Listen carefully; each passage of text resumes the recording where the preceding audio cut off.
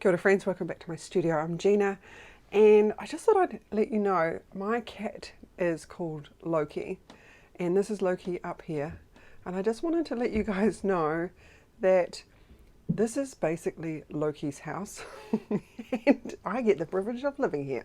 Anyway, what are we doing today? We are doing, well actually I found some really cool little items that I could 3D print, so I've printed those, and they are the talking door knockers from the Labyrinth. These are the doors that I'm wanting to create. They are in 1/12 scale. These are the door knockers. So I've just taped them to a piece of mat board to be able to spray paint them, and I've spray painted them with a bronze sort of hammered look. I just had some spray paint left over and I thought I'd give that a go. So that's going to be the project for today, so let's get into it.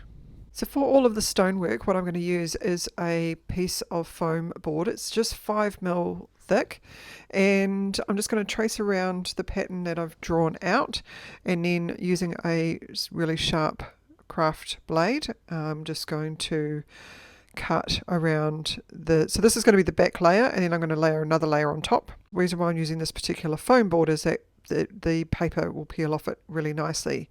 It's nice and cheap stuff from, actually I think it's from Look Sharp, which is similar to the dollar store, I guess, or the pound shop, or whatever. It's a very similar type of shop here in New Zealand, so it's nice and cheap and cheerful. So I'm just going to glue these into place, and there you can start to already see the shape of the door frame and the stonework in behind. And then I'm just following the same lines that I've traced onto the pattern, and using it's actually a mechanical pencil, and I'm just tracing those lines onto the foam. And then with the sharp craft knife, all I'm doing is cutting that first layer of the foam, and just to allow my pencil to be able to push a deeper impression into the foam. So once I'm happy with that, I'm just going to use a bit of filler, spackle, that sort of thing. It's just sort of for patching up little holes in walls. I was going to say in drywall, but just in normal plaster walls. And I'm just going to put it on the inside just so that I can hide where the two layers of the foam board have joined together. And then while the filler is still damp and still wet, I'm just going to use my pencil and create the lines of the stone around the edges, so it looks like it's one full piece. And then just using a rolled up ball of tin foil, I'm just going to texture the surface of the foam. Once I'm happy with that, I will give them both a coat of black Mod Podge, which is basically Mod Podge and black paint mixed together. So I'm really wanting this to get into all of the grooves, and so that when I go over with my paint, will give depth into the stonework. So for the painting, all I'm going to do is start with actually what I looked at it was I really wanted to have a look at the stonework and see what colours were coming through, and it was a really warm colour coming in underneath. So that's the reason why I've started with this more sort of really warm, muddy yellow. It's almost an orange. And then I'm just mixing up some brown and white and black, so it's sort of a bit of a mid-creamy grey. And then I'm just going to go backwards and forth and layer up different layers of paint, some light colours, just bringing out some of that texture. And as you can see some of the black still showing through, which gives a little bit more detail. I thought it was looking a little bit flat, so I'm just going over with some of that same brown colour again, just really patchy to put it over the top so that I can get a little bit more depth happening. And then I'm coming back in with a more of a yellow blend, because I felt that it was looking a little bit too grey. So I'm just going backwards and forwards, just making sure that I've got all these different layers of the paint. This will actually help with the overall look. And then just to tone down the brightness of the stonework, I'm just going over with a wash, which is basically brown paint and water, so really down watered brown paint. And then one final step is to do a dry brush of a very, very light grey over the very top, just to pick out those edges and to really highlight those. So for the doors, I'm actually going to create them larger than what they need to be. So I'm just starting off and with the bottom part of the door, and then I'm just cutting out the shapes with the pattern that I've drawn, and then I'm going to transfer those onto a piece of mat board.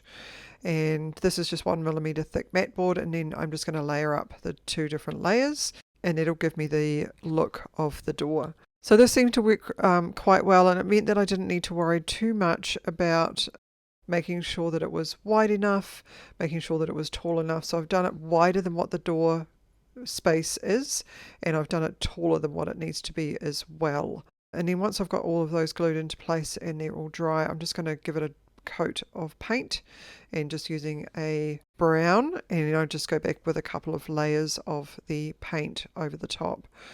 So what I'm trying to do, this has got a little bit more black mixed into it, so trying to bring through some depth into the wood as well, and give it a little bit of a grain effect by just sort of making sure that I'm painting the wood in the direction that the wood grain would go. So down the vertical pieces down the side, I'm painting those up and down, and then along the bottom and the top, side to side. And then I just wanted to bring in a little bit more detail along the bottom, as if there's dust has sort of kicked up along the bottom of the door. So moving on to the door knockers themselves, so as I mentioned earlier, is they've already painted them in a bronze colour, and what I want to do is give them a sort of a level of patina. I'm starting off with a very turquoise type of colour to give the illusion that it's tarnished, almost copper or brass with a bit of copper element in it. And then just using a mix of silver and gold together, I'm just going over it just to highlight any of the raised areas, as if it's been rubbed and worn away. And one thing with these, I was quite reasonably happy with them until I put them on the door, and then felt that they were just a little bit too grey really. So I'm just going over with a bit of gold just to bring out some warmth actually in the knockers themselves, and you can kind of see the difference there. So this actually really made such a difference in the overall look. And then once I was happy with those, then I can start gluing them into place, and of course once the doors were dry as well. So now it's really starting to come together, and I can start layering up the layers. So the stonework looks really good, the doors are looking good, the knockers look amazing, and it's really starting to come together. So one thing I needed to do was have somewhere to put them. So I've just got a bit of 3mm MDF that I've just cut down, and I'm going to make a box for the project to sit into. Now I've just spray painted the inside black, because if there are any gaps, I just didn't really want the MDF backing to show through. And then these little pieces are just a piece of mat board that I've just cut to shape to give the look of a doorstep, and I've just done them on both sides. But to hide the look of the mat board, what I'm going to do is cover it with that same joint compound, that same filler compound, and I've just mixed a little bit of brown paint into it just to take it away from the really bright white, and just so that it'll give a little bit more of a stone effect over the top of the doorstep.